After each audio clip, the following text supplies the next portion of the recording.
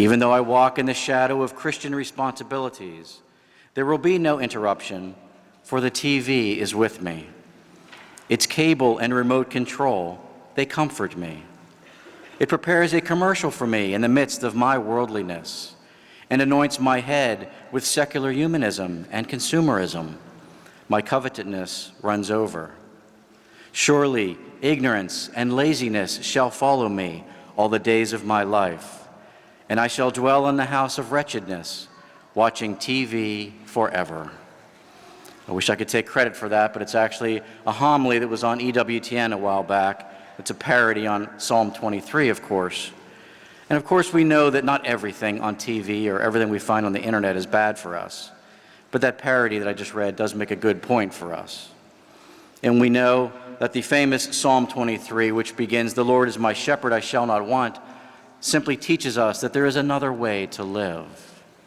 We heard in the gospel today, "I am the good shepherd. I must lead, and they will hear my voice, and there will be one flock, one shepherd," says Jesus Christ, our good shepherd. As she does every year on the fourth Sunday of Easter, the Church blesses us with this beautiful metaphor of the Good Shepherd for us to take to prayer and to meditation, and so we call it Good Shepherd Sunday. Yes, we are meant to hear the voice of Jesus in the liturgy, in his word, in the Mass prayers and song, and in Holy Communion, through which he speaks his love for us most beautifully. And we're meant to hear the voice of Jesus through the Church, through her teaching, her mission, and her works. But sometimes the clear, true, trustworthy voice of Jesus is drowned out by the noise or the deeds of shepherds who do not lovingly care for the flock. Sometimes it's not easy to hear the voice of Jesus, the Good Shepherd. I think I've told this story before, but I still think it fits so well on this occasion. One day when my oldest child, Jonathan, was very, very young, he and I were sitting alone in a room, and he said to me, "Daddy, I talk to Jesus, and then I listen, but I can never hear him say anything back to me." And many of us adults might feel that exact same way at times. But in reality, Jesus does truly speak to each and every one of us all the time. In fact, Jesus is the greatest ventriloquist of all time. He has more voices than we could ever possibly imagine, and he's speaking with them and through them always, and often in voices that we don't expect to find the Lord. Just consider the scriptures that we heard this past month. Jesus spoke to us through the voice of Peter, who 3 times denied that he even knew Jesus. And he spoke to us through the voice of Mary Magdalene, whose words the apostles thought were foolish nonsense. And Jesus spoke to us through the voice of Thomas, who doubted that the Lord had risen from the dead. And he spoke to us through the voice of Paul, who previously persecuted Christ's followers. Jesus sometimes assumes voices we'd least expect him to use to speak to us. We often say as ordained clergy that there are many times when we are ministering to someone that we end up being the one ministered to. That happens time and time again. Jesus speaks to us through voices, sometimes faithful and sometimes unfaithful, sometimes clear as a bell and sometimes impossible to understand. Voices whose truth is sometimes matched by their deeds, and voices whose deeds sometimes betray their words. Some voices in today's church are weak, confusing, confounding, and even maddening, so much so that we might fail to hear or even refuse to hear the voices that are strong and clarifying, that are confirming, and that are faithful.